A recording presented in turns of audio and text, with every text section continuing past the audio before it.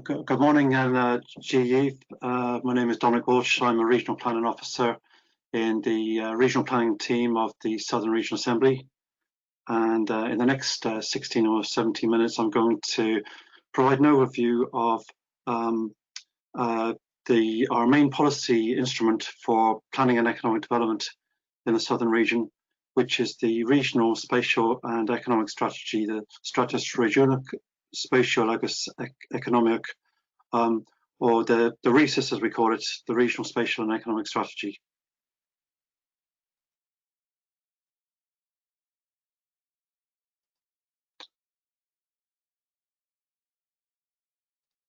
So I'm just going to move on to the next slide. And I suppose the RESIS sets out a strategic framework for the spatial planning and economic development of the region. And it became effective on the 31st of January 2020 and will run up to 2031. It's a statutory planning document which is given effect by the Planning and Development Act 2000 as amended. And as you can see there, the overarching purpose of the RESIS is to support implementation of the national planning framework and government economic policy at regional level.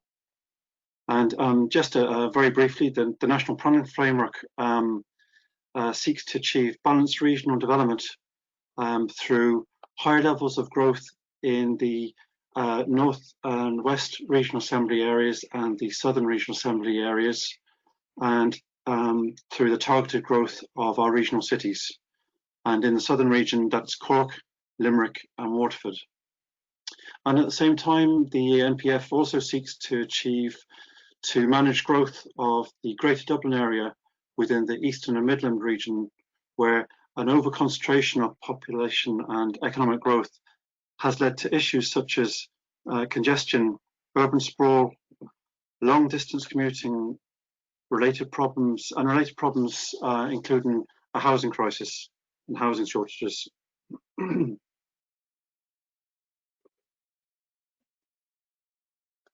And the objective for balanced regional development is supported by the designation of our three cities of Cork, Limerick with Shannon and Waterford as metropolitan areas. These cities are considered to be capable of accommodating significant growth, each city with a port and airport, and achieving critical mass that can provide an effective counterbalance to the scale and economic engine that is Dublin.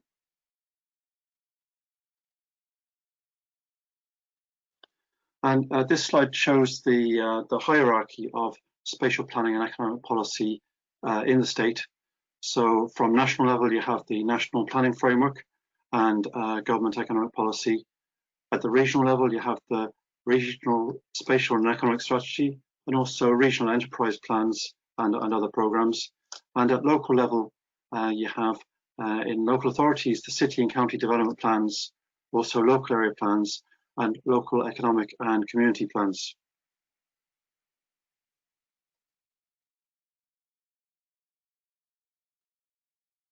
The Southern Regional Assembly area consists of 10 local authorities and has a population of 1,585,000 and a labour force of 648,000, although I think John had a higher figure there. That's probably a figure from 2016.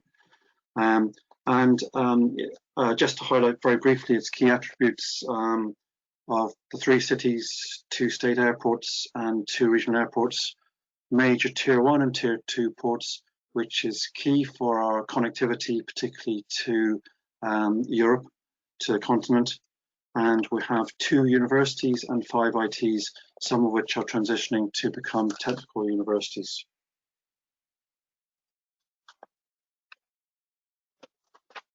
In the course of a 2-year process involved in making the RESIS, we developed a shared vision for the region. And that vision is to nurture all places to realise their full potential, to protect and enhance our environment, to achieve economic prosperity and improve quality of life for all citizens, to accommodate expanded growth in suitable locations, and to promote the region's international reputation. And what we want to be is one of Europe's most creative, innovative, greenest and livable regions, and the RESIS is the strategy to realise that region. The strategy consists of 11 strategy statements to guide the development of the region, including statements on compact growth, climate resilience, low carbon society, sustainable connectivity, international and outward-looking region, strong economy, protecting and nurturing our environment, heritage and culture, and developing and our health and learning.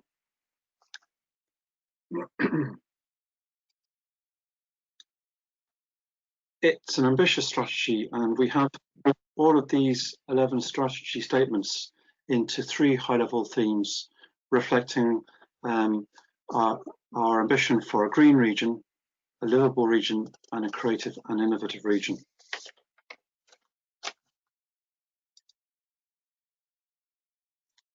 So the strategy seeks to build on the region's diverse places and qualities, which range from vibrant cities and large key towns to smaller towns and villages, coastal areas and islands, including Gaeltacht areas where Irish or Gaeilge is the first language of those communities. The strategy seeks to develop a sustainable place framework to develop our urban and rural places with a focus on improving quality of life, and where no place or community is left behind. And the strategy seeks to develop living cities, which will be our metropolitan areas as engines for growth, with urban regeneration and improved amenities, sustainable transport, supporting a high quality of life and high value jobs, and also supporting the revitalisation of our towns and villages through tackling vacancy, urban dereliction and decline, supporting vibrant rural areas and islands, many of which are located in areas of outstanding natural beauty, and also recognising the strong agricultural base of the region.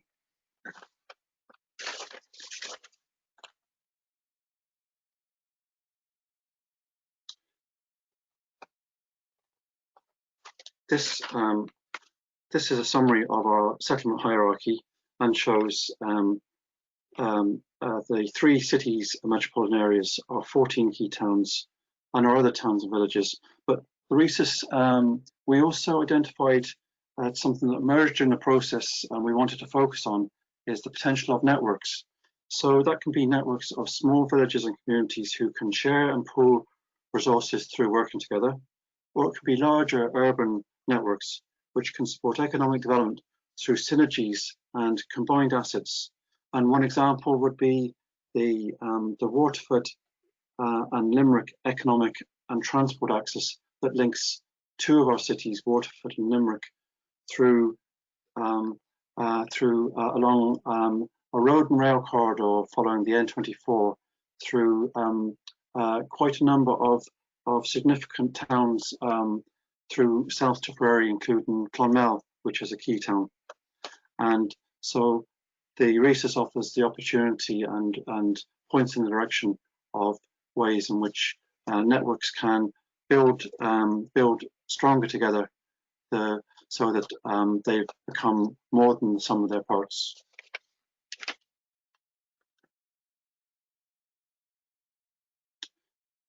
As required in the planning legislation, the RESIS addresses a wide range of issues connected to the spatial planning, economic, infrastructural, social, cultural and sustainable development of the region. And so key policy areas within the RESIS and our key enablers to build a resilient region include climate action and ensuring a clean, green environment. Our settlement strategy driven by the metropolitan areas as economic engines and supported by our key towns. Improved connectivity within the region and to other regions, and also internationally, particularly post-Brexit, where the part of Ireland that has the closest proximity to continental Europe. So we want to develop that through our ports and our airports. And that's all about supporting as well our economic resilience, building a strong economy, and placemaking to support economic growth. And we also value the development of a learning region, including lifelong learning and a focus on skills development, as well as capacity building, including improving bidding capacity. And in recent years, government funding has been developed along various themes whereby local authorities and other agencies would make bids for government funding.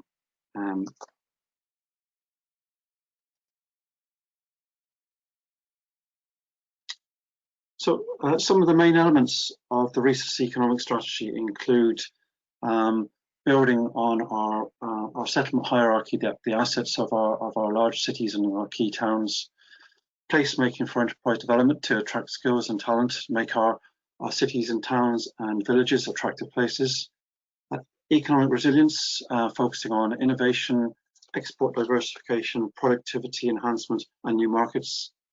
Smart specialization, of course, the place-based approach that identifies strategic areas for intervention based on analysis and engagement with stakeholders. Clustering to support the development of dynamic business ecosystems as they emerge. Knowledge diffusion to develop our region's human capital and skills base and to respond in a versatile way to multiple economic challenges. Signposting of the sectoral opportunities in the region as they emerge, low carbon economy and marine, and again to mention capacity building for improving that bidding capacity for funds.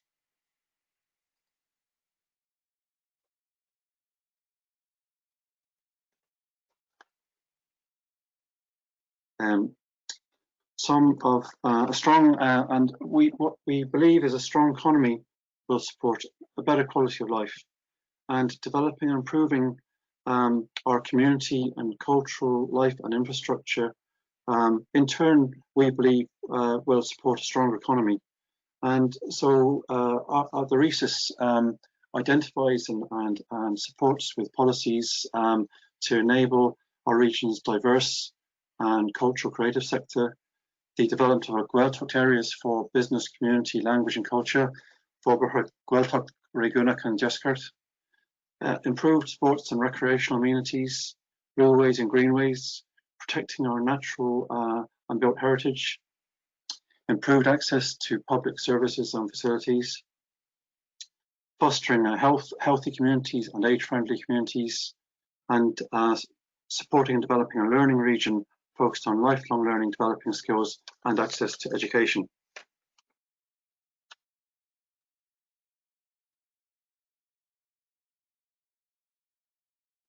So the RESIS supports the creation and protection of a clean and healthy environment, promoting resource efficiency and transition to low carbon economy, promoting climate action and decarbonisation and renewable energy and the circular economy, protecting and conserving and enhancing our natural capital and biodiversity, the development of ecosystem services, managing our water resources and flood risk, and creating a clean environment for a healthy society. The RESIS addresses connectivity in all its aspects to support regional development.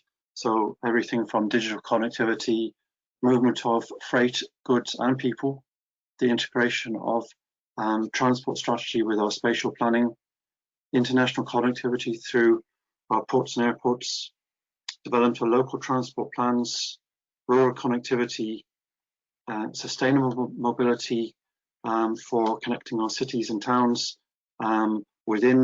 transport within cities and towns and to the rural areas around, and promoting sustainable transport, particularly cycling, walking, and the use of public transport.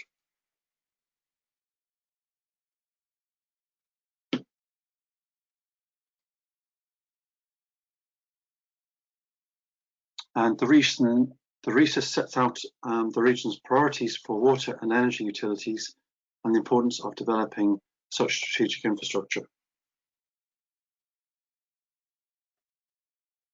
And with the RESIS becoming effective on the 31st of January 2020, we are now in the implementation phase, where all the local authorities are moving to reviewing their development plans so as to ensure that these will become aligned with the adopted RESIS for the region.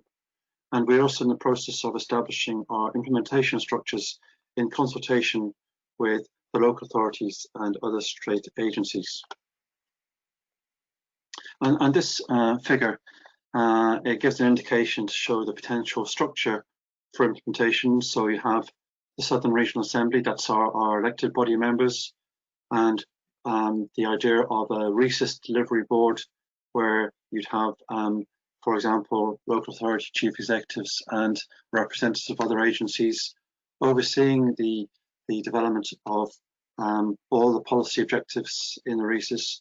And in particular, under that, you'd have thematic working groups reflecting those three themes I mentioned earlier: the green region, livable region, and an innovative and creative region. And also to address three working groups to address our metropolitan areas as economic engines: Cork, Limerick, Shannon, Waterford. And you'll see MASPs. The MASP is the Metropolitan Area Strategic Plan, which is a strategic plan for those particular areas contained within the RESIS. So our intention is that implementation of the RESIS will be action focused and will enable transformation of our region. It is ambitious, but we believe it is achievable. And our approach is to be cross-sectoral to achieve buy-in for the aligned priorities. And in this, the Regional Assembly will play a leadership role through cross-sectoral steering groups and monitoring mechanisms, through our city and county development plans, which will become the implementation at local level and LECPs of the RESIS. Again, supporting bidding capacity and convening regional consultation events, good practice seminars, and disseminate shared learning, and also the importance of updating and publication of key regional indicators and an evidence base for monitoring.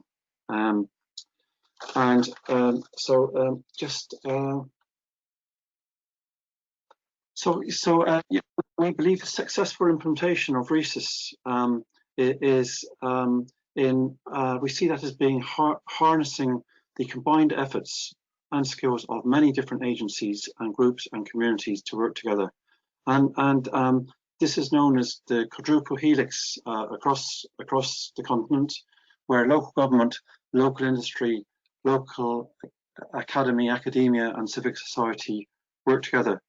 In the RESIS week, we call this shared knowledge working together, so that this is our collective approach for development of a competitive knowledge-based society, SKWT, where the four pillars of higher education, industry, government, and civic society work together to harness their collective resources, knowledge and skills to work together for the common good of the region. And shared knowledge working together, SKWT, we believe that can accelerate the transfer of research and innovation into effective actions supporting regional growth and to improve overall regional performance, and ultimately to benefit all through an improved quality of life. So I'd like to say thank you and Goran Magov.